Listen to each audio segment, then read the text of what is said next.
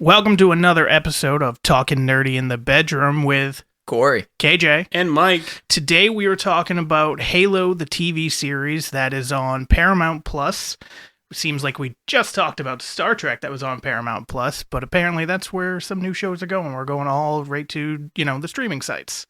So We're going to be talking about Halo, which just had its season finale last week, I think. 9 episodes. Already renewed for a second season. Did it? Or I didn't see that. They renewed it before it even aired. Oh, it was one of those. Okay. Okay, so that makes me feel a lot better about it. The cliffhanger ending was like, if this is not renewed for a second season, it's not a good season. But since it is, I like it more. I feel like it was probably one of those things where they shopped it, the show around, and were like, if you're going to be the one to make it, you're guaranteeing us a second season. Right. Because it's such a big franchise. Well, there's a lot of information to go over as well. Yeah. Well, I have to think that they watched at least the first episode before they greenlight the second season. I would imagine they watched any episode but the first, because the first episode was like my least favorite. No, for God. Sure. Episode 6, where it's all about Quan, is my least favorite. It's such a slog to get through. Yeah, that's true. I hated Quan. Strong female character. Just bad. Well, I don't even think she just wasn't necessary for the plot. Mike and I were talking earlier before, because Corey was late like usual, where Quan was perfect for episode 1 and 2 for her character to get Master Chief become John instead of John 117. I just think wasn't a good actress.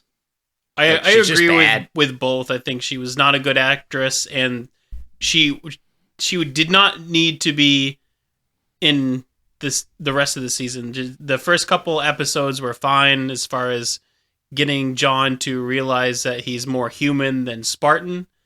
And then after that, it should have just been leave her on the asteroid, be done with it. Well, I was concerned with the episode as they kept going and she became a focus where they were spending a lot of time with her and what she was doing. I was curious, if you're talking about, I think these were like 40, 45-minute episodes apiece, what were they going to do with the other time? Because, again, as I said, one episode is completely about her. So if they did write her off, do they not have enough stuff that they wanted to show if they just focused on Master Chief? So there's a lot of stuff that they have in like the animated things of like the Spartan Wars and the actual battles of John and Silver Team, I think is what it is, against the Covenant. Yep. They could have easily just done a shit ton of flashbacks of more developing.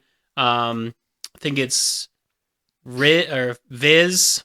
Are you more interested in the other? Yeah, the Spartans? other two that they don't go into whatsoever. Well, until like the last couple episodes, then they kind of focus on them a little bit, showing that they have the ability to disobey, which didn't make any sense to me because the only reason the other two were able to think and disobey is because they took out their little emotional inhibitor chip or whatever it's called in their spine. It seemed like they were just then able to do it, like when one of them was going to shoot Master Chief in the head and then just stopped and paused because it's Master Chief, which goes against the order she was given. That doesn't make any sense to me. The only reason the other two did, Master Chief and, was her name Kai? Kai, yeah. The only reason that they disagreed and were able to do other things and seem more human is because they took out that chip. Can we just address the fact, too? I thought it was so funny when Kai got like more emotional and was going through a big change. She immediately dyed her hair. Yeah. I was like, what a sexist storyline. Like, so I kind of understood what they were trying to do there, and they kind of explained that when she was talking to the linguistics specialist of saying like that was her way of rebelling-ish. I know. And it's the only thing she could control, but it definitely seemed like a female trope that they were just, how do we make her rebel? We just have her dye her hair with grease. God forbid you should just have her not listen to an order like John did. Right. Yeah. Instead, I think they were trying to have her dye her it. hair, and it just was so crazy. Yeah, it was a way to subtly show it to the audience. But I think that would have served a better purpose if we didn't see that she took out her inhibitor chip. Like, if we didn't know that she cut it out herself and they didn't show us a little incision on her back and they just showed us that she was dyeing her hair, it may have made us been like, wait, why is she doing that? I didn't think she could do that. And then we might have figured out later, oh, she took out that chip. That might have been better, rather than us spoon feeding it to us the entire time. Yeah. Yeah, I agree. With the show, the first episode I liked, but I wasn't totally in love with. It seemed like it had big ambition without necessarily being focused. And then episode 2 seemed to be a good little path for John or Master Chief to get going where he was going. And then some of the episodes were so painstaking to get through. But then I think it's episode 5 or something like that, is the best episode of the season, in my opinion, where they have that big battle sequence where the Covenant comes down to take the keys. Oh, yeah. And they lose, like, the... like John saves Kai instead of... Yes. Yeah, okay. Yeah, that was a good episode. You really see how tough that armor is when Kai goes up against all the Covenant. I mean, she just gets blasted. Yes. Yeah. Yeah, it showed that. It showed the first-person shooter. Yep, first-person shooter. It showed what the show could be, or at least what I thought the show was going to be. I know you can't just have a show that's constantly that, like a video game where you're just running and gunning, but those moments are kind of what kept me engaged, hoping for the next one, which we didn't get until the season finale. So it left me in a point where I was waiting for more, and then we got episode 6, which was just all about Quan. That didn't have to be there. It didn't add anything to the story. It didn't help anything at the end. It's just a separate subplot that has nothing to do with Master Chief, which is the only reason that I cared about the show, is I wanted to see about his story, and they're trying to expand this universe, which I get. It's a TV show. You look at, I know Mike and I earlier were talking about Game of Thrones, and you see how many stories they intertwined in that show, and it seems like Halo and other shows are trying to do that, where there's one main focus, but you've got to have all these other stories to keep people kind of focused on what's going on. If you only just focus on what's going on with Master Chief, people aren't going to tune in, or people are going to get bored. I don't think we're going to get the payoff. Like Game of Thrones, you had stories going on all over the 2 continents or whatever, and it kind of combined at one point. So you needed that backstory. I can't imagine a follow-up story with Quan that I'll care about. Well, you got to think care. Like in the story, they like the humans of Madrigal are rebelling against the USNC. The USNC, and you kind of see that a little bit, but I feel like that's going to become like a much more full-blown thing in season 2. So I'm assuming that that's why they kind of had to put her. I mean, I'm assuming at some point she rises to power on Madrigal and kind of leads her armies against the UN. I don't think they're going to fight the USNC, because now you have the Covenant who's trying to kill everybody. I think they found a mutual enemy. And the only thing... Okay, then you have a third faction then. Yeah. Basically, I think it's going to be like the enemy of my enemy is my friend, and let's just try to work together and try to give... I don't think the USNC is going to push things on Madrigal anymore, because they have bigger fish to fry. So they're going to find some middle ground where they can work together. I feel like even though it's a full season, we haven't seen enough and got enough information to really pick apart individual episodes. Like, yeah, that episode seemed like it was very like drawn out, and there's a lot of information that may not have been relevant, but it may only be not relevant to us now because we don't know enough information about the universe yet. Well, and I think, to me, this whole season was basically an intro to the universe, right? Because they didn't go off canon of Halo, which a lot of like diehard Halo gamers didn't like. And so they were basically retelling the story of Master Chief for new viewers and for old Halo fans. So are we going in the direction of the Forerunners? Well, I think basically is that all the technology that they have is the Forerunner technology. So like the Halo rings. Yeah, the Halo rings, but then also the what do they call them? The keystones. Yeah. Yep. Yeah. So I'm excited for them to go to the Halo ring. And I'm really excited next season, potentially we could see, assuming they take parts from like the original Halo story, flood. Which they've been, the flood. Yeah, I want to see the flood. I feel like that would be cool. And I thought for a second, because you see, I can't remember her name, the other chosen one. Makey. Makee. I was like, it's not Makee. But Makee, you see her like controlling those like slug things, and it almost looked like the Flood, and I was like, oh, what is that? But I guess it was just some kind of Covenant creature. Yep. But that was kind of cool, although she really wasn't that tough. Like, she had the little sword, energy sword in her finger. Yeah. Like, when I saw that, I was like, oh, how scary. It looked like a blowtorch, so she could just, like, flame through. It looked like a letter opener, so she could get I mean, to be fair, if you didn't know that she had that, that's fairly dangerous. I mean, it's a power sword.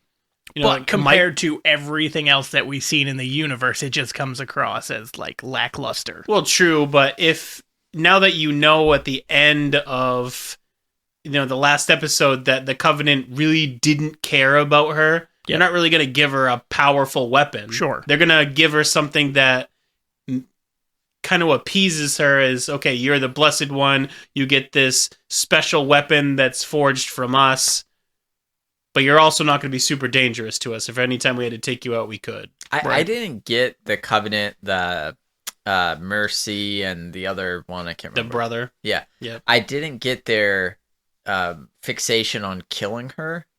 So the brother didn't want to bring her back at all. They just wanted her dead because they don't like humans. Yeah, and Mercy is the one, which is a funny name because he showed mercy to her by letting her survive because he thinks she's the chosen one, which will lead them to the key. The Blessed One. But it didn't make sense to me because they're like, we don't need her anymore because we have the demon and he can activate the key. It's like, wouldn't you rather have the person who has been on your side than Master Chief, who you have to fight? I think she already got shot.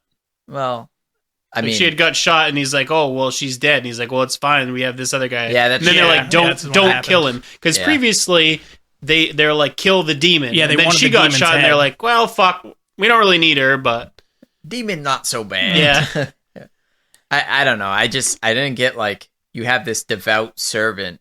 Why are you gonna kill her even after she's activated the key? I mean, she also wasn't devout. I mean, she was to their knowledge. No. She came back with the keystones, like she said. Only after getting almost, like, abducted by the USNC. Yeah, I think it's more of a thing like, you are still human, and regardless, even if we've raised you for all these years and you have the ability to turn on these stones, you're a means to an end. You've always been a means to an end. But so if she can turn on the stones, they don't know where the stones are going to lead them. Wouldn't it be, but it's obviously going to be something with the same technology. Wouldn't you think maybe we should keep her? Because what if we get there just and she's the only we... one who can activate the ring? Yeah. Like, it just doesn't make any sense. Well, they didn't say they were going to kill her until after they had done more stuff. So once she activated it, there's nothing saying they would have killed her right then. They just had a plan to kill her. I thought they said once we have the map, we don't need her anymore. But as you saw, the map was incomplete, so they weren't going to kill her. Well, that's because she died too quick. I don't think so. I think the map was incomplete in general. No, I'm pretty sure Kai shot her because they didn't want her to get so the map wasn't completed. complete because she was shot. Right. And then she was ripped out of the Halo... The mind area. Yeah. No, I guess I didn't catch that part. That she was building the map from being in there, which doesn't make any sense. It was basically, it wasn't her necessarily. It said she was activating the keystones together that was charting out like a star map. And so they were getting all the data they needed. Like, it was basically downloading the data.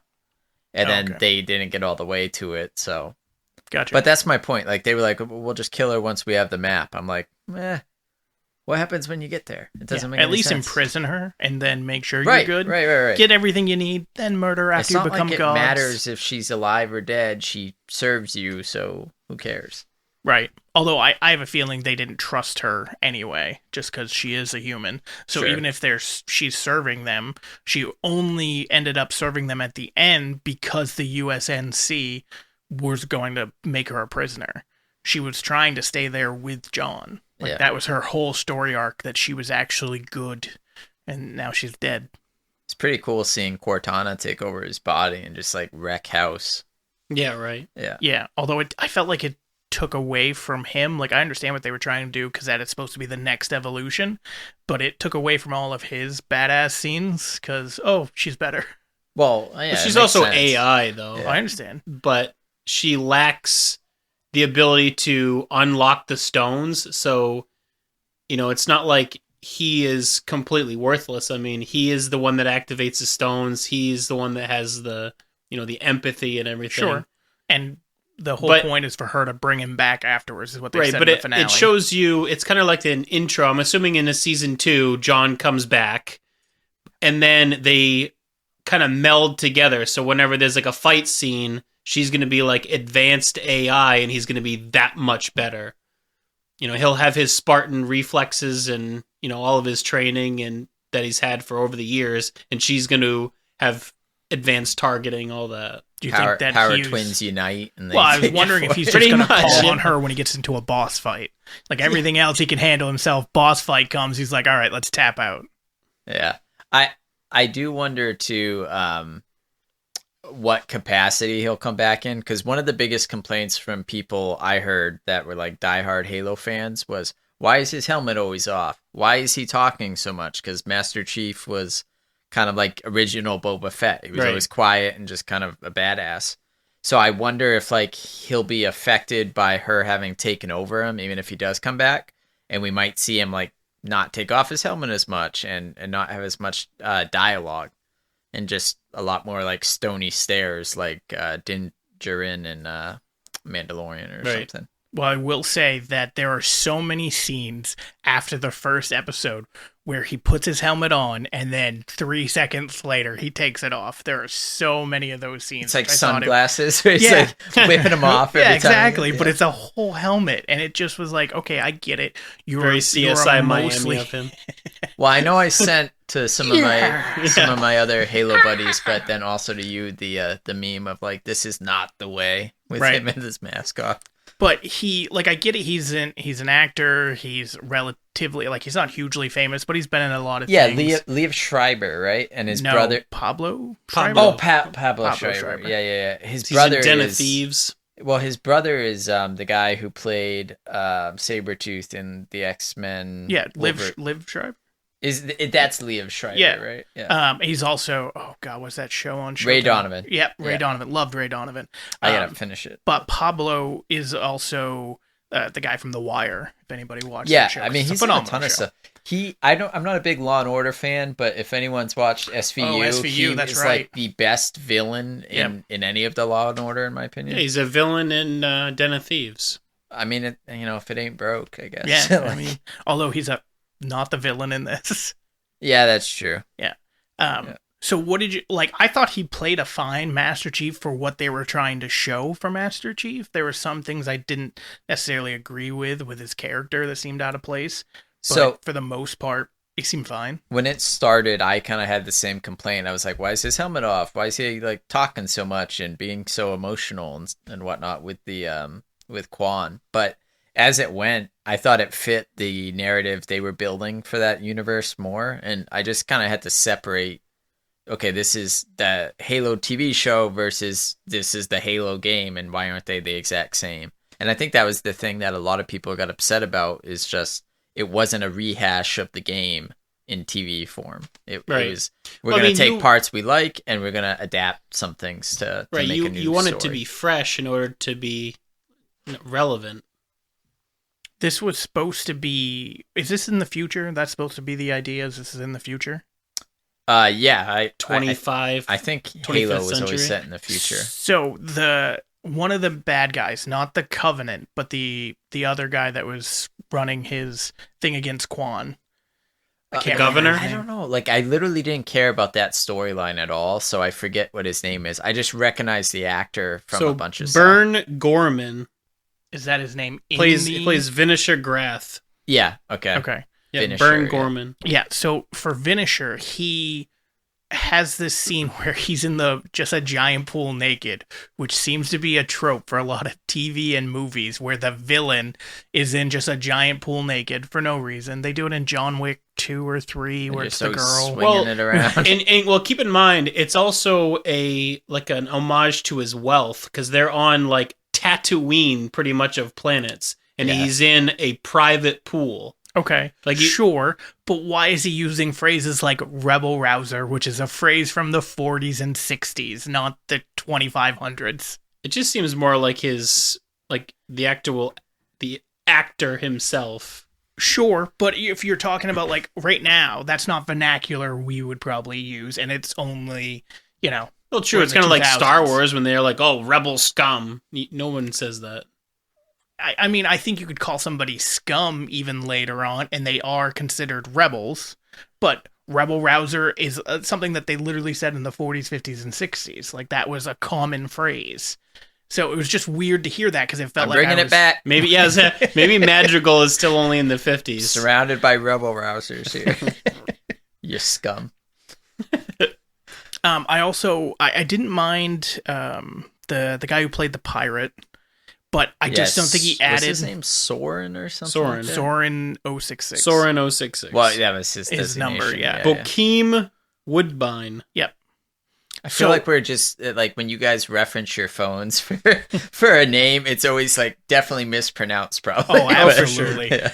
But so I thought he was fine in the episodes that he was in. I just didn't, for the most part, besides for episode 2 when Master Chief goes to him, I didn't really care about his subplot.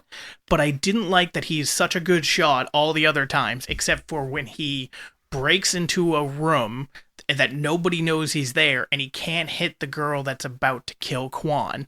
But every other shot is either a heart shot, a head shot, and he murders everybody. But this person that he got the drop on only hits her in the shoulder. It's another one of those advancing story mechanics that they love to do. Is he trying to kill her though? Yeah, he was trying to kill her because she was about to kill Quan. But is he actually trying to kill her? Yes. He's killed everybody else. Why is he gonna spare her? Maybe he needs information. I mean, it didn't show that. It looked like he was trying to get her and then get Quan out. But it's just a trope that a lot of TV shows use where, okay, it's like, you guys have to have seen movies where this person goes on a rampage of murdering everybody until they get to the one person they want to murder and they go, I'm not going to kill you, I'm going to put you in jail. Like, it doesn't make any sense. I just murdered your entire crew of 50 people who probably didn't do anything to me besides just work for you for a paycheck, but I've murdered them, and you, who absolutely just killed my wife, yeah, let's go to jail. It's like Batman who doesn't kill. You know? Yeah. They're sleeping. They're sleepy. Oh, such a good skit. Yeah. So I just didn't like that trope added on that he apparently is such a good shot. You don't really see him shoot until after that, but then he just starts running out in like a group of 50 people and he's just headshotting and shooting everybody else. It's one of those things that like I overlook a lot because it's just that happens in so many movies. It's like advance the plot kind of deal. Yeah, I can get past that. What I can't get past is how boring and unimportant the Quan storyline in its entirety was. You say that now until we see if in season 2 it doesn't do anything with Madrigal, I will agree with you. But even if it does, I think Corey's point is I don't care. Yeah, I won't care. They're going to bring her back. They're going to be like, oh, now she's the leader. And she's going to build her group. And I'm still going to be like, whatever. Let's get back to Master Chief. Yeah, that's kind of what I was focused on in the entire series was Master Chief. I thought his story was more interesting. And the only person besides Master Chief that had actual character depth and character growth seemed to be, I'm going to butcher her name, McKee, yeah. It's Mackie. Miss Mackie. Vic Mackie. So she's the only one that had that, and they kill her in the end. So she's the only one that showed any growth of being kidnapped to being kind of having Stockholm Syndrome, but then actually wanting to get away and then having this moment with John, doing all these things, and then they murder at the end. So there's only one character to me in this entire series now with her being dead. So they murder her at the end, and then they murder this girl's whole episode in season 7. So it's just a terrible episode. It's season 7. Well, episode 7. I'm so confused. The Quan, they just murder the whole episode. I think it's 6, right? Yeah, it's episode 6 where they just do nothing and it's boring. Yeah. But I didn't think that she had any backstory that I cared about. Well, put it this way. Past the second episode where she humanizes Master Chief. Yes. You take her out completely. And I think her character fits perfectly if you do that. Right. But my point is you take her out completely. It doesn't change the main story at all. No, nothing. Not at all. It might, as Mike said, in season 2, depending on what they do, they might come back together, especially with Soren, if he goes and helps Master Chief eventually. I'm sure they'll come into play later. It's probably the building blocks. It's just the building blocks I don't care about right now. But yes, for the first season, if all of that stuff was deleted or you just fast forwarded it, you were missing nothing for the main part of the story. Which I don't necessarily like. I like if you're going to have that you're kind of interweaving into the main story. But we could be talking about this 2 or 3 years from now when they're on season 3 or 4, where everything has woven together and it kind of makes more sense. And we're potentially judging it unfairly. But for me, just watching it, I didn't care about those scenes. I watched them. I just didn't care. We haven't had anywhere near enough information. Like I said, we don't even know who created the Halo at this point. Right. So, but I don't think that's the biggest part. The show is called Halo, and you do have no idea what the hell Halo does. The show is called Halo because to be of the fair, video that game. was like the video games. You took a while to really understand things too, right? So I don't have a problem with that. I think this was setting up the universe that they're in because it was a change from what existed in the video games, right? And then next season, I imagine we're gonna get to see the ring. We're gonna get to hear more about the Forerunners. And kind of go down that road. From my understanding, is there multiple rings? Yeah. So in the games, because again, like I hesitate to get too. Well, let me backtrack here. What did you guys play the games? Like I think I've played all. I've played like Halo 4. Yeah. Reach. Yeah. Okay. Halo Wars. I've played Reach, and I've played a lot of multiplayer Halo 2 and 3. That's my problem. I played way more multiplayer than I ever did the story. So I played all the campaigns, but like you, I don't really remember a ton of them. Mm-hmm. I just played through the campaign for Halo Infinite. Is that what it's called? Yep. Yeah. Which was really good, by the way. Most of the Halo campaigns have kind of been meh, but I would definitely recommend Halo Infinite for anybody who wants to play Halo. But anyway, so like going back to it then, knowing that it was different, they kind of had to set it up, establish that it's not going to be what you like. You're not going to be able to say, oh, there's multiple rings because we don't know what's in this universe. It might just be the one ring. But in the games, yes, there was multiple rings. And they were basically a way to extinguish the flood. Right. Because they destroy all organic matter. Yeah. I mean, they kill everybody else too. But yeah, it gets rid of the flood at least. And so that's, if I remember right, that's basically the Forerunners created this weapon to wipe out all life, and they knew it would kill themselves too. And then, but they knew that life would, grow again. And so now that life has, the Covenant want to find the ring and probably kill everybody. Well, I'm assuming the Covenant don't know the full extent of it, or else they wouldn't even care about it. Yeah, I don't think they do in the beginning. If I remember in the video games, I think they figure it out, and like a sect of them wants to activate it. My question is how did they know about the Halo ring to begin with? I mean, there's a lot of stuff in season 1 that is not covered whatsoever, and that's really why I hope they delve deeper in season 2. So I think with season 1, you're kind of taking a lot of things from Master Chief's perspective. Yeah. So they didn't dive into anybody else's real backstories besides for potentially Quan's a little bit. Right. So, yeah, you might get that in season 2 if they feel like they need to flesh that out more. But I also understand why they didn't in the first season. Right. Yeah, I'm not sure exactly what they're going to show in the second season. I know what I'd like to see. They just happen to know that the outside part of the Keystone is on Madrigal. Or the first part of the Keystone was on Madrigal, but they haven't gotten it yet. Well, I think they send 3 people to pick it up. Oh, I think it's her. She's the one who can kind of like sense the key. Yeah, that was kind of my understanding. She's been with them for 20 years. You're not wrong, but if you're talking about the entire galaxy, it might have taken them a while to like go to certain places and find some hits off it. Maybe it also got moved to different planets, so they started at one. You're not told any of these things. You're not shown her backstory, which is, again, one of my issues with them killing her off in the final episode. Right. Is I potentially would like to know more about her time growing up with them and them going to different places and how she handled all that. She seemed like somebody who could be a deep character. Now the Covenant don't have any kind of like Lazarus type technology, do they? Like Lazarus Pit from like, DC? Well, No. yeah, right. Like she may not be, like she's dead, but she's not actually dead. I don't know, but I don't. I mean, they could easily bring her back. It's a TV show. Right. Yeah, sure. Especially if fans go, hey, we liked her. I thought she was great. Yep. Like, and it was very like the juxtaposition of her and John, because she was pretty tiny, and then you got Master Chief, who was like 3 feet taller, and did they hooked up, right? Oh yeah. Yeah. God, Which I don't really. it's like being a horse. I don't think it really needed to happen for the show. I think they were just No. trying to show his human side. Is I think what they were trying to show during that scene. They But showed a lot of his human side. too much. but I don't think it was necessarily needed for the show itself.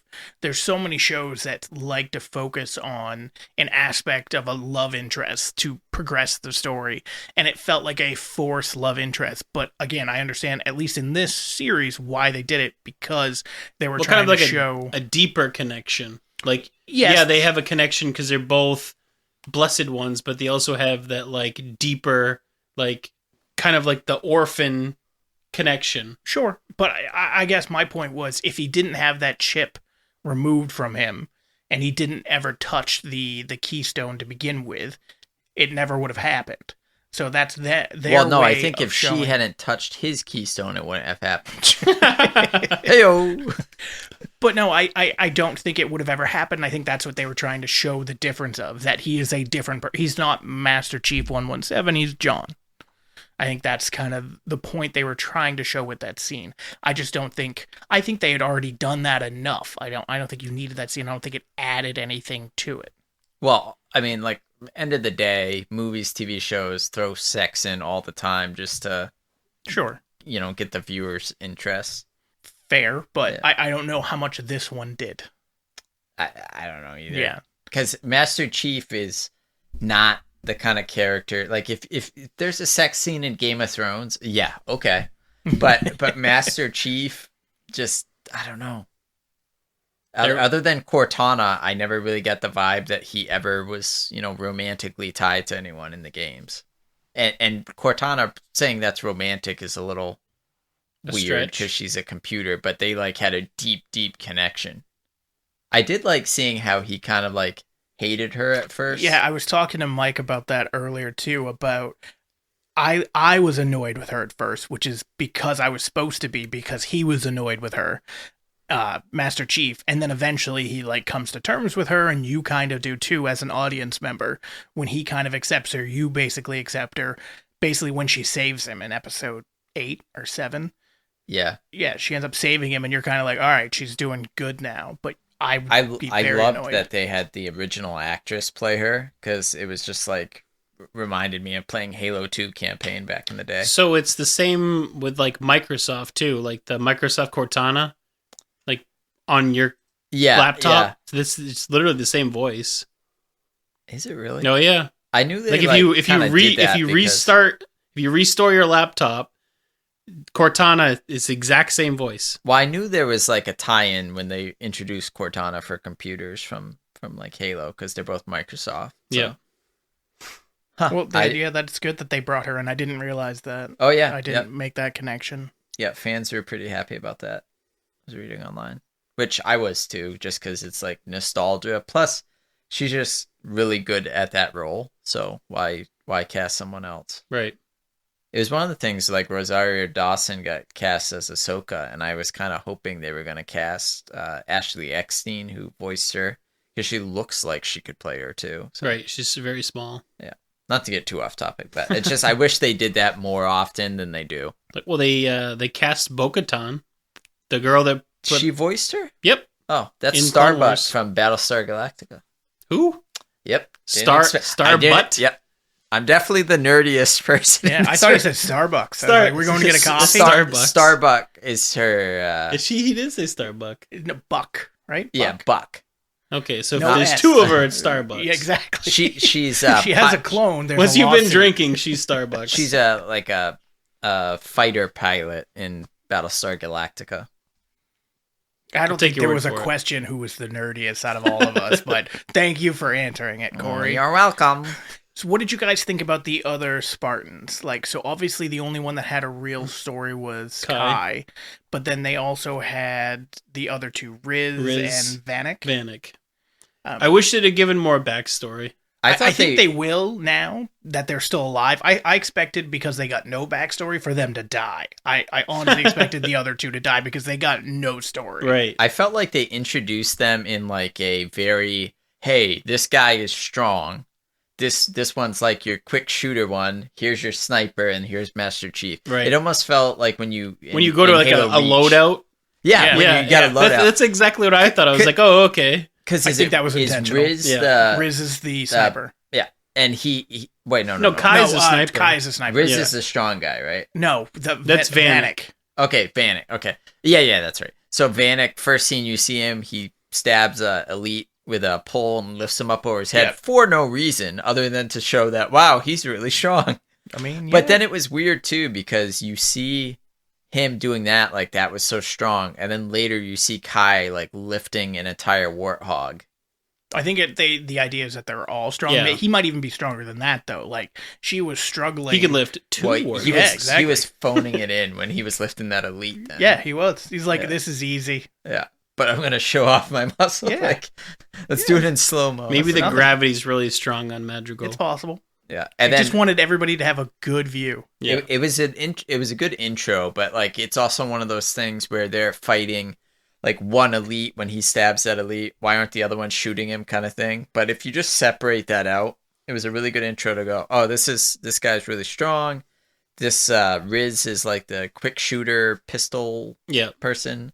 And then you got Kai as a sniper, just drilling all your different classes. Yeah. It was very like, okay, this is a video game TV show, and these are the loadouts that they have available. I'm happy that they gave us at least one other character of the Spartans that we know a little bit more about with Kai, with her taking out her chip. So I assume in the second season, they'll probably take out their chips too, the other two, and then we'll see where they go, and hopefully hear more about them or see more personality from them. Because one of the most interesting things for me in this was just seeing her and Master Chief with their chips out turn back into the real people they were before. I kind of want to see other Spartans, because I assume there's more than just them. Are there?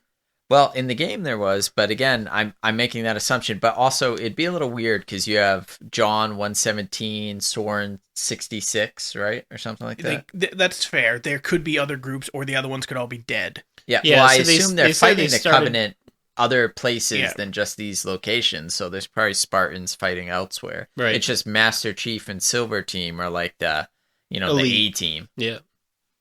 They're Silver Team, yet they're the elite ones. They don't get gold or platinum.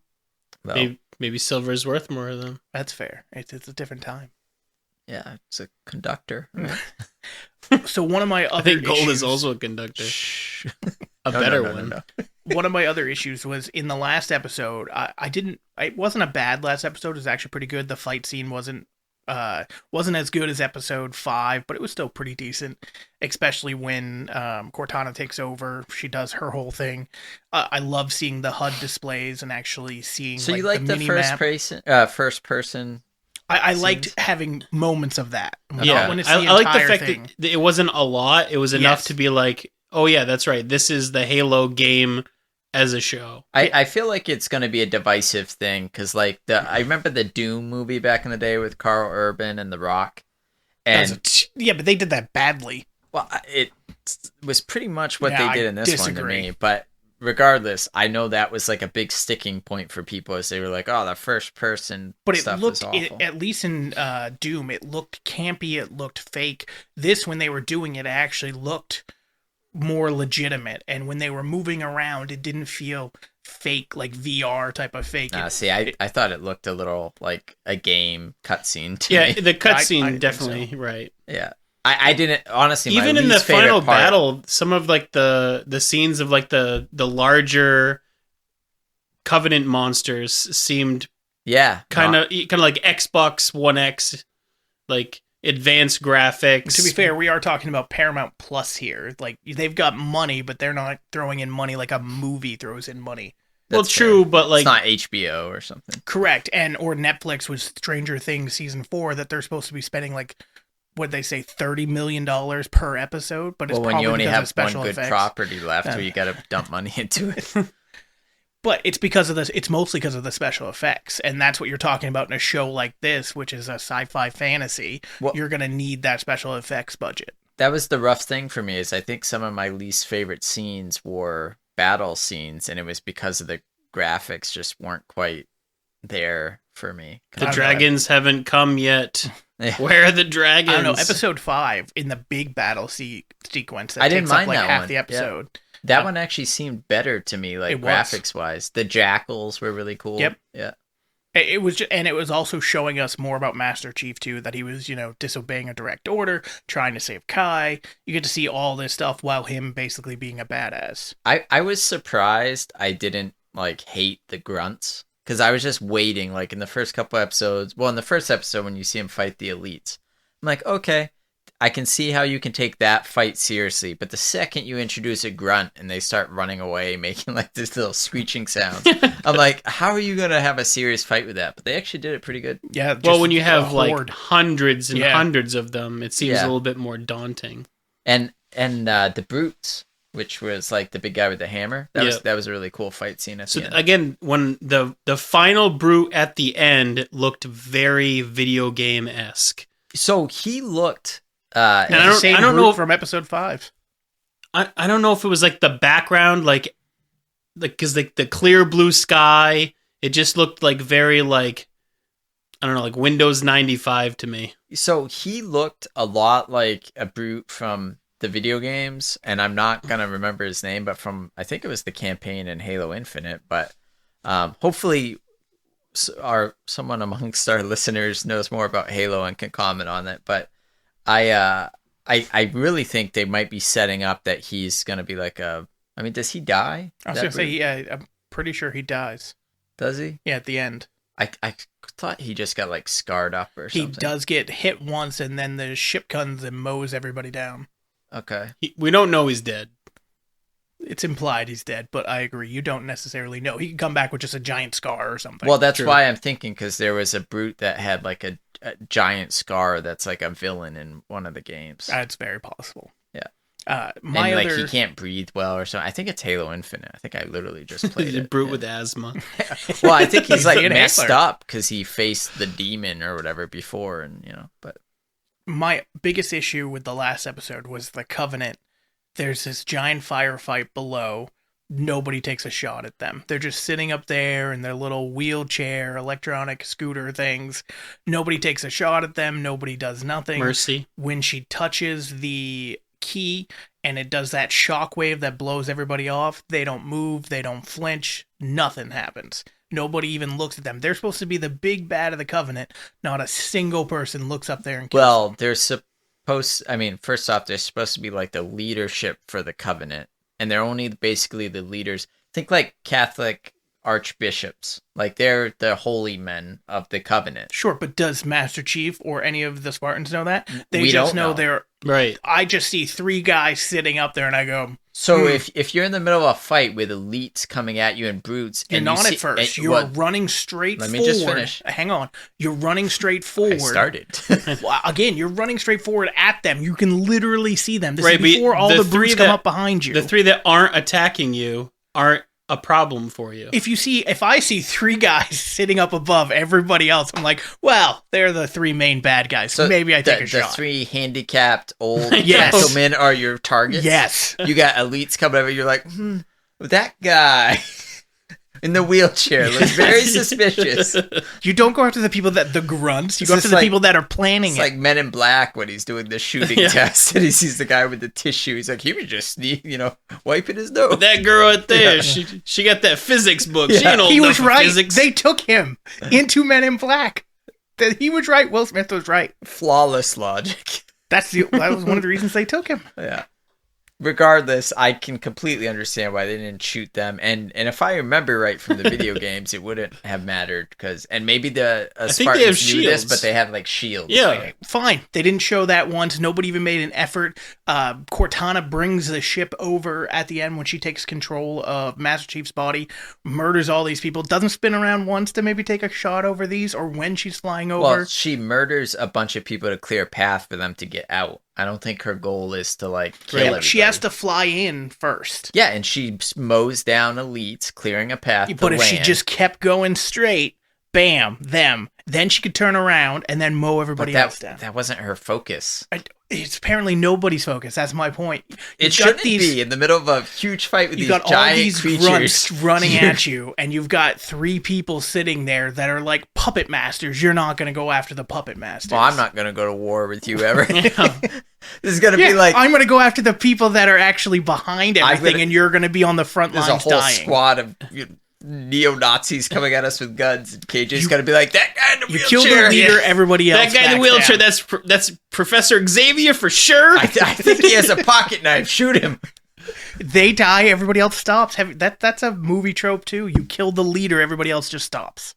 Yeah, well, I don't know. They're not psychic. They're not just going to stop. Why? We don't know that? I mean... You said that Mercy is the holy men for the Covenant. Who is the actual, like, leadership? To my knowledge, they are. Like, Mercy... I can't remember all their names. It's all names like Mercy, though. Like, Mercy. Conviction. Hope. No, I can't remember what... I don't know. Sorrow, something. They're all, like, emotions. That they have none. Yeah. So, I mean... But to my knowledge, they're kind of like the high order of the Covenant. But you got to keep in mind, the Covenant is like a religious band of different races. That's why you have elites and brutes who aren't the same species. But they came together to form a covenant because they all believe in this, the Forerunners. And I think basically Mercy and those guys convinced all the other species that like... of this religion. They're basically cult leaders. Right.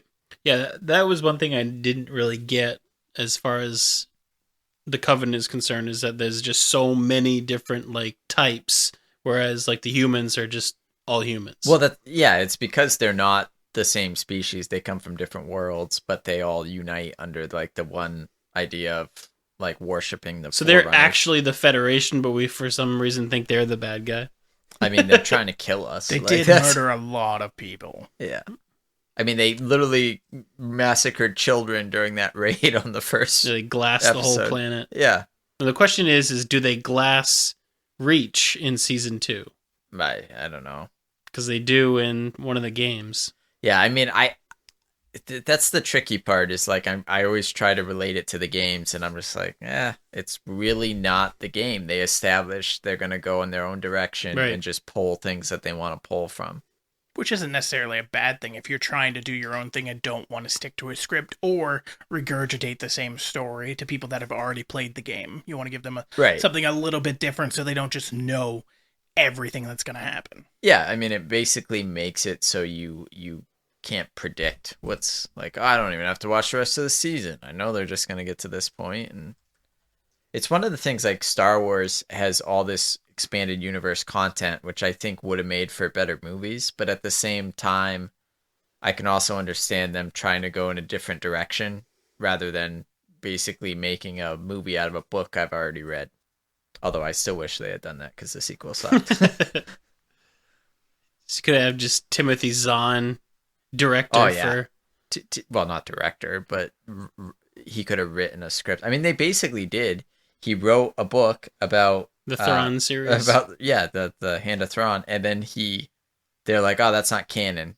But hey, we really like that character. Why don't you write another book about Thrawn? Yeah. It's like, what the heck? I am excited for season 2, though, and I'm glad it got renewed automatically. Because actually excited, or just interested to see where they go? I'm excited. Like, I will watch... I mean, I watched every episode when it came out this time around. But I really... Some better than others. It took me a while to get more into it. Because, like, it started off not that great. I agree season 6 wasn't that great, but, like... Episode 6. Episode 6 wasn't that great, but, like, 3, 4, 7, 8. Those were good episodes. Yeah. I enjoyed it. I think they all showed promise. The only episode I think I enjoyed from start to finish was episode 5 with the big battle. And then potentially episode 2, just because... KJ just wants to see things go boom. Well, yeah. If Big thing go boom. If I play the game, episode things not are gonna go boom, don't like. I'm just going to drive around in the Warthog, shoot some people, call it a day. Where do you have this on, like, if you had to list out, because there are other properties that are going to be coming out, and there's some that are already out, like The Witcher is already out, and it's done a couple seasons. It's based off of a video game, but that's also based off books. Halo is now out. We're going to have The Last of Us that comes out either later this year or next year. There's a few other TV shows that have come out that's been an adaptation of a video game. There's also the movies like There's a Resident Evil show coming out for Netflix. Yeah, there is, and that's supposed to take place during Resident Evil 7, which is Village. So or 8. That's 8. So I'm interested to see that because I loved 8. Resident Evil 7 and 8 were fantastic. So, correct me if I'm wrong, but at that point, it's not zombies, really? So it is zombies, but it was never zombies to begin with. There was always an infection. Well, right, but I mean, I thought once you got past, like, episode 6, they started doing, like, more just, right, this is horror, yeah, well, zombie it mutates. apocalypse. Yeah. So in, like, the first one, you deal with, in the first game... do you deal with the liquor in the first game? That's not a zombie, but you deal with that in the first or second game. 7 and 8, game-wise for Resident Evil, though, is not tied to the first 6 games, No, right? it is. Oh, it is? Yeah, I thought it was Chris basically Redfield a new franchise at that point. No, well, it's just a new storyline. It's just a continuation. It's just done differently, and it's done so well. Oh, okay. So they have this... They don't have the same characters, though, right? Again, you see Chris Redfield. Oh, weird. Yeah. I really thought it was like a reimagining of like just a continuation, just done in a little bit of a different style where they explain it in the story of how it happens. But it's done so well in this horror type genre that a lot of it reminds me 7 reminds me a lot of the first game where you're walking around and it's very horror filled because you don't know what's going to happen. Yeah. And so it brings you back to that type of game. Basically until you get a shotgun, and then you just go bananas. I think 4 was my... 4 is the pinnacle of the games. However, 7 and 8 are up there. Yeah. They're that good. But yeah, 4 was one of those games that was phenomenal to the point where I think I bought a GameCube for it because that's where it first came out on was a GameCube. Yeah, GameCube. They do like a remastered version. They did eventually, but that was the game that was like, okay, I don't want a GameCube. This seems like a stupid system with a small disc. Oh, that's a game I want to play. Guess I'm getting a GameCube. Yeah. There's only been a handful of games like that where I bought a system I wouldn't have otherwise bought to play. I mean, GameCube had some other ones that were fun, but they weren't a game I wanted to sit and play. Super Smash Brothers. Exactly. That's on basically every Nintendo I only bought a PS3 because at the time that was the only place you could play DC Universe. Yep. And I was so excited for that game. It's a great game, but... Yeah, that's less and less games are becoming more console specific. And so Halo right now is still console specific for just Xbox. Yeah, but we'll see. Not going to change. It could in the future, especially depending on what happens. No. I highly doubt it too. It's Microsoft's go-to product. Well, also Microsoft just bought a studio. Sony just bought a studio, like a big studio that they're merging into their own brand. And I think they're going to do a lot more first-party titles rather than something that can be distributed to both Xbox, PlayStation. It's funny, though. I would have thought Halo games were on their way out until this last one. And this last one's really good. I think if this game failed, I don't think you would have saw another one. I was so excited when they were going to do Halo Master Chief Collection, so you could play Halo 2 and all these games on multiplayer again. And I remember when it came out, it just didn't work for like a year. And that's a lot of games nowadays. Yeah. Could you imagine when we were growing up in the 90s? Granted, they were smaller games back then, granted. But if we had a game like Mario that came out, they're just like, it's broke. You can't fix it. Because there are no updates. Yeah, there's no patches to those kind of things. Our patches was blowing in it and sticking it back in, hoping it worked. Keep in mind, like back in like the N64 era, like when there was an issue with the game, now it's just speed running. Like if there's glitches, I mean, there were fair, glitches there's a lot in of the glitches game now. You also got to think that there's a considerable more coding in the newer games. Yeah, of course. And that's why the patches are out there. But when it takes a year or more to fix a game, it really hurts a game. Right. Cyberpunk launch. No Man's Sky. No Man's Sky? Yeah. Was crippled to begin with because it was so bad. Cyberpunk was a huge one. Days Gone was another one that was just riddled with bugs, and people just... If you can't play the game, even offline, because it's that riddled with bugs, what's the point? Why am I buying it? And then... I still need to try Cyberpunk. You played that quite a bit. I liked that. So I played it like right at the release. Mm-hmm. And even with the bugs, like some of the bugs were very apparent. Like you'd go and get in a car and it'd be invisible. Like you're driving around in like invisible. Yeah, exactly. And you'd pull out a weapon and like you would be able to shoot a handgun, but it would just have your hand. Like the gun would be completely invisible. I thought it was kind of funny, but I'm sure I can see where a lot of people I would get very annoyed with that eventually. Like right. If it was just one of those, because there are some games where you do something and there's a glitch, but if you reload or go into a different area and come back, the glitch isn't there. Yeah. So if it was always there, I would be like, I just paid $60, $70 for this. See, it wasn't like that. I mean, it was like very like sporadic. Hopefully that's not the only weapon, or is the only weapon that's invisible. Won't you tell me you like spend time establishing what your character's privacy is gonna look like? Oh yeah, for sure. It's gone. But yeah, apparently that game is now way more playable. Like apparently they've did done like a ton 15 updates. They did a ton of patches. Yep. Do you have a hard copy? Yeah. I'm just gonna borrow yours. I was gonna buy it soon, but I'm just gonna borrow it. Yeah, you can. You probably buy it for like $10 right now. now. You can have completely like different storylines, which I really liked about it. Like you can choose to start as, you can choose to start as like a businessman. I think I picked a street smart kind of thing, kind of loadout. Excuse me. And based on what you do in the game is how the game is all the way through. So you can play the game over and over again and choose different things and have a completely different ending than you would. It doesn't come to like one kind of like story like you would in Halo. Yeah, one of the cooperative games that KJ and I played within the last like year and a half called Remnant from the Ashes. Yeah. One of the things we liked about it the most is you play through the game again and you might run into different bosses. You have different like spawn points for creatures and even I think we saw even the maps could be a little different. Like it varies for where it goes. And there's also I think a lot of games are going with that, like the multi-dimensional. Like you have Mass Effect Andromeda does the same thing. Well, it's replay value. Well, there's a game called Until Dawn that came out that had 83 different possible endings. And the same studio that did that has a game coming out in like a week or two that has to do with being at a camp. But it's all about the decisions you make. Right. And apparently there's like, 256 different possible endings depending on the choices that you make in the game. It basically has like a butterfly effect. No matter what you say or what you do, it literally just starts going around and you're changing everything as soon as you start. See, and I remember games like Fable and Fable 2 might have been the first one where like your choices had impact and it was like a huge deal. Like, oh, if you're evil throughout the game, you grow horns and you start to smell. Infamous as well.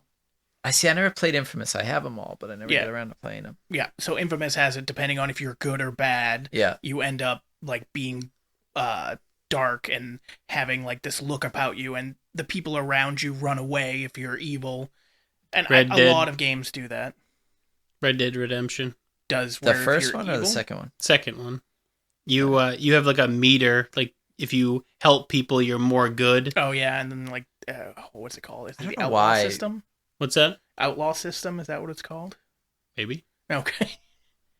Red Dead 2 was supposed to be like this bomb game, and I know people loved it, but I just couldn't get into it. Red Dead was one of my favorite games. The second one or the first one? The second one. Yeah. Red Dead Redemption 2. I have that too. If you want to borrow it. I have it. I just literally could not get into it. So it's so good. I kind of agree with you, but I've also seen so many things that make me want to go back to that game. I just can't I think it's because of how big it is. I think for me, it's probably because I was playing with people I play multiplayer with, and all they did was like, we're riding 6 miles this way so we can go hunt this bear, and I just was bored out of my mind. The fast travel in it is bad. I feel like that's the only part that I didn't like about it, but it's very similar to like the Assassin's Creed. Like Assassin's Creed has better fast travel because you have a lot more different spawn points. Mm-hmm. I wish they would have kind of done a thing like that where you have like the bird's eye or whatever. I'm still waiting for them to allow you to put spawn points places. Like throughout the whole map, if I just want to spawn here, boop, I put something down. You'll be waiting for Red Dead 3. Probably for like another 20 years. I'm still waiting for Grand Theft Auto 6. Yeah. So Grand Theft Auto 5 was out like over a decade ago. Yeah. I think at this point. Well, they're still doing patches. Off PS3, PS4, PS5. They're still making money on it. Well, they're making money off Grand Theft Auto Online. Right. That's the majority of their money, but there's still a crap ton of people playing that game. Like they're and just modding ranking it in. Yeah. So kind of pulling Halo back into the mix here. Halo, obviously, for me, biggest was multiplayer, Halo 2 and stuff, but it did have a good campaign. So within like the last 5 years, what do you think was your favorite single player game, and what was your favorite game to play online multiplayer for? God of War. Was single player? Single player. Wow, that's surprising. Why? I really thought you were going to say Spider-Man. No.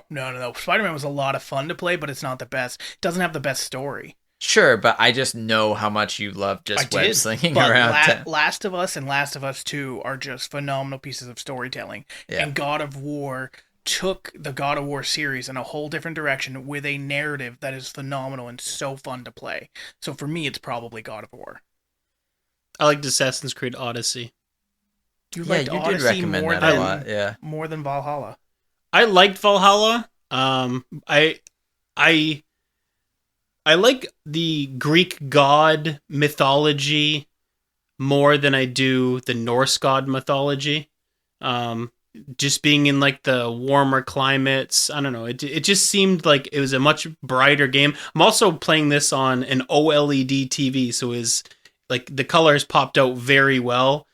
In Valhalla, everything is very like, I'm gonna say snowy, but I mean, I don't think so. I think in one part it's snowy, but once you get through the rest, and then especially when you go to Asgard. Thank you. You go to Asgard in Valhalla. Yeah, spoilers. So, I haven't actually played it. That's very vibrant and beautiful. Yeah, I like it. I liked Valhalla a lot. The Rainbow Bridge. The game play was better in Valhalla because obviously it's an updated version, but Odyssey was the first game that really opened up the world of Assassin's Creed. 100%. Really, yeah. Yeah. See, and I think Assassin's Creed 2 will always be my favorite. Brotherhood? No. The one where you're Italian, Ezio. Yeah, well, Brotherhood, you're also him, but that's the second or the third one. I love that. The second one, it's the first time you are in Rome. Ezio. Yeah, Ezio. Alditore. Yep, sure. Yeah. That Italian guy. Yeah, I like 2. I think that also might just be I really Black like Flag. Like Rome and Black Flag. See, I like the pirate games. I just could never get into Black Flag. Yeah. Oh, God, that was the best one up until, I think, Valhalla. Although I never really played Odyssey. I got sick of the one right before Odyssey. And Origins, I think it's before Odyssey. Yeah. And I hated Origins. I was bored out of my skull, and I stopped playing them until Valhalla. Which one's his Origin? Is that the Egypt one? Yes. So I bought that on accident after I played Odyssey, which kind of sucked because I played it for like 2-3 hours, and I was like, yeah, I'm going right back to Odyssey. Yeah, see, same here. But okay, so your favorite single player game? God of War. God of War. What about you, Mike? Single player? Yeah. Odyssey. Yeah. He said that. Good job. What about multiplayer for you? Oh, you don't play a lot of multiplayer. No, but so it probably the game that I played the most of would either be Rust. I was going to say Rust. Rust or PUBG. Really? PUBG? We played, how many hours did we throw Yeah, but into it does not hold up. It does not hold up, but we still played literally every night. Yeah, okay. And Rust, we put in a lot of time. What about you? Titanfall. Oh yeah, Titanfall is good. Titanfall 2 to be specific. God, now you've lost me. I was gonna say I've heard people hated both of those games. Titanfall 1 had quite a following, and it kind of had a resurgence recently too of people playing multiplayer again. Yeah, I mean I like Titanfall 1. Titanfall 2 just has more. It's more game. Like the upgrades you can do to your Titans. You have more Titans. It's funny, a year ago I would have said my favorite multiplayer game by far is Apex Legends, because I played the crap out of that game. But yeah, Rust is really good too. Yeah. But I actually think DC Universe might be like my most enjoyable one I had, just because getting to use super speed running through like Gotham and Metropolis, like I'm still waiting for the Marvel, the new Avengers. Spider-Man game. No, God, that one was awful. That's what I'm saying. You're waiting for like an actual Avengers game? Well, no, I'm waiting for the Wolverine game that's going to be done by Insomniac, who did the Spider-Man games. So I'm excited for that. Yeah, that would be interesting. I don't know. Because if they can pull that off. Wow, we got way off talking about video games. Well, that's why I was trying to tie it back to Halo a little bit. Game. Halo, it is a video game, but we spent the first part of this podcast just talking about the TV It's a natural segue. Progression. So this podcast is about Halo. None of us said that we wanted to play Halo as our first or second picks. I will say the Halo campaign is right up there with some of the best I've played in a while. This new one, Halo Infinite. Yeah. And then Halo 2 campaign even, I loved. That was a while ago. What I will say about the Halo campaigns is the multiplayer aspect of it. Even if not even the online aspect of it, but back in the day where you used to sit next to co-op? Yeah. Okay. When you used to sit next to a buddy and literally play through a campaign, all of those games had that level for you where it was fun to do.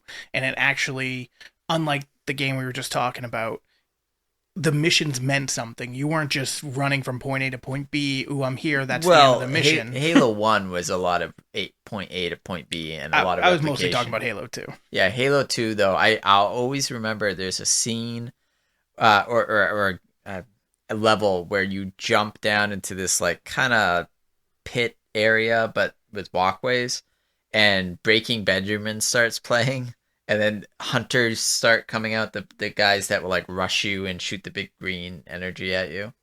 Remember hunters? Yeah, they had like the weird dread spikes and yeah, gotcha. Yeah, and it was just like such a badass scene because Breaking Benjamin, I think it was So Cold, started playing like immediately. And I was just like, this is badass. I don't think that's Breaking Ben. Unless you're just thinking of the wrong song. Yeah, I am thinking of the wrong. That's Crossfade, right? Yeah. Yeah. No, it's some Breaking Benjamin song. Blow Me Away? It could be Blow Me Away. That seems like a song that would be in that. Doesn't matter. But I agree. I like games that have epic moments like that stick in your head. It's one of the reasons God of War has so many of them, even from the original games to the newer one that's so much better than the original games. Has moments of it that you're just like, holy crap, I can't believe any of this is happening. See, I liked God of War a lot, but I actually think Spider-Man would be my favorite single-player campaign I've played. And it's mostly because I think the combat was a lot more entertaining and a lot more options to do. God of War at its core is a hack and slash. Oh, God, no. There's so much more you can do with that. In the original God of Wars, I agree with you. In the new one, no, you've got magic. You can do all this other stuff with it. Sure, but I'm just saying, in Spider-Man, you have so many different combos and ways, and it's fast-paced. Just let me swing. That's all I want in the Spider-Man. It's so much fun to swing in those games. You just spend hours going from point A to point B. I loved... There's nothing that... No, it's PlayStation only, right? Drives, yes. Yeah. There's nothing that drives me madder than a video game that has all these things to collect when collecting it is such a slog, like a Red Dead Redemption where it doesn't have the greatest ability to jump back and forth, or you're just on a horse and you're doing the auto ride letting it get you places. But Spider-Man, I'm just swinging. I could be at the very end of the map and I could fast travel. Nope, I'm just gonna swing the entire way up the map because that's how much fun it is. Do you remember the game I'm gonna blank on the name of it. It's like you have like a bird's eye view of your characters, and it was 4-player co-op, and it was Marvel superheroes. Was it Ultimate Alliance? No. You never played Marvel Ultimate Alliance? Nope. Oh, it was so good. It was back in the day. I think the first one was on, or X-Men something Alliance was on GameCube, and then eventually it was on I tried to play the 360. X-Men game. I think I rented it on Netflix or on... Yeah, Gamefly? Redbox. Yep. Oh, Redbox. Yeah, and then I like immediately returned it. So Marvel Ultimate Alliance was cool just because it had such a variety. You could be Silver Surfer, you could be all these ones. Like we played the crap out of it in college, all of my roommates. But I always remember like Doctor Strange, like you would see these boxes throughout levels, and Doctor Strange could just turn you into a box. So like I'd be like, "You're a box, you're a box," just running through the level. That's a great game. I'm surprised you guys never played it. No, but again, you've confirmed the nerdiest one out of all of us. So thank you again. I can't. Now that I know I can turn somebody into a box, Well, that's I'll fair. definitely be playing the game. Well, It's going to start flying off the shelves. I'm more now. surprised because Xbox 360 released it by itself, but then they did like a greatest hits edition, which came with Forza, whatever edition it was at that point. But then you'd have to have a crappy system like the Xbox 360. Well, I mean, lots of people had Xbox 360. Not as many that had PlayStation 2s or 3s. Well, good for you. Okay. So anyway, back to Halo. Do we want to have a final thoughts on the show? Yeah. Final thoughts. Hate Quan. True. Show was promising. Yep. Looking forward to season 2. Very.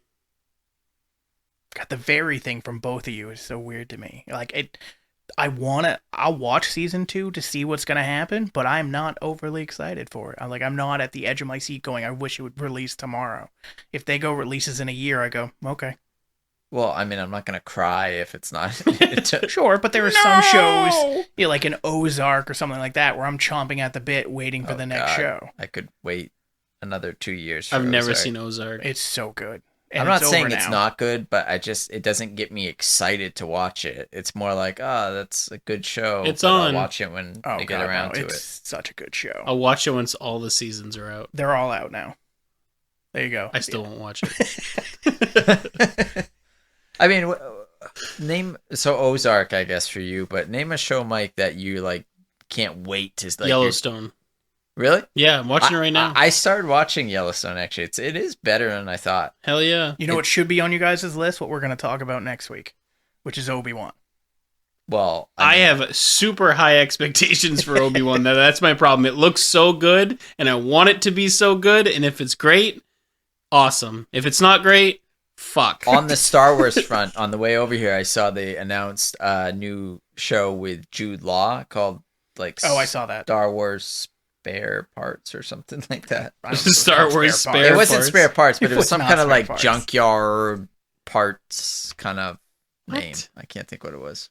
I don't remember the name. Scrapyard. Scrapyard parts, something like that. I'm still waiting for them to do a Dash Rendar, like a Shadows of the Empire, Yeah. killing IG-88. Well, they already killed him. IG-88? Yeah, doesn't he die in Mandalorian? That's IG-11. Oh, my bad. 88 is the one from... I always... Wow, I didn't realize that wasn't supposed to be the same. Yeah, so they're... IG model... Right, I know, but I always thought they were saying that was IG-88. No, But I didn't realize they said it was... IG-11. Oh.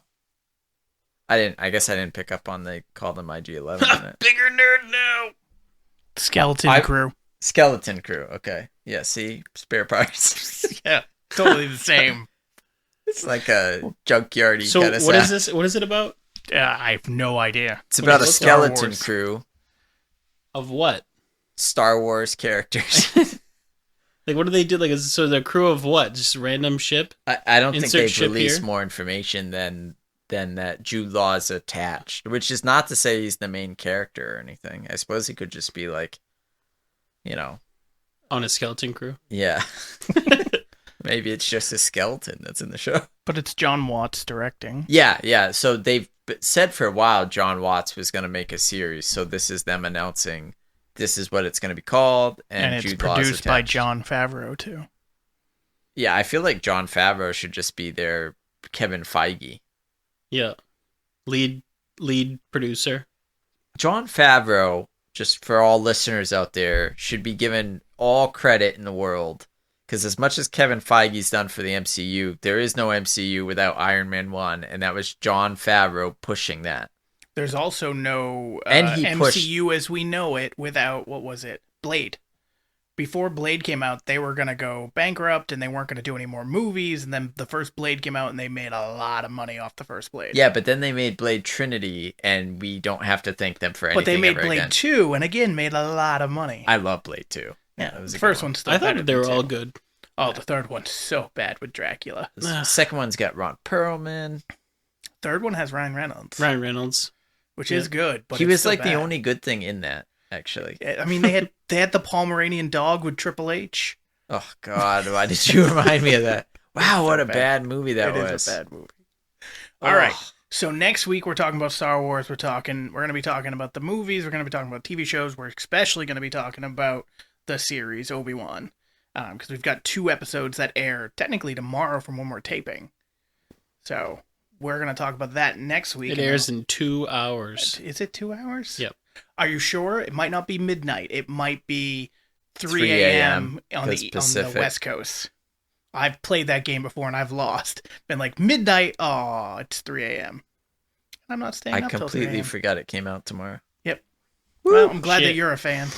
I am a fan. I just like to be surprised. I honestly would rather not know and be like, oh, sweet, this day rocks, than know it's coming in a month and just be counting down the days. I like looking forward to things. Well, I just assume everything's bad, and then when I'm proven wrong, I get happy. Yeah.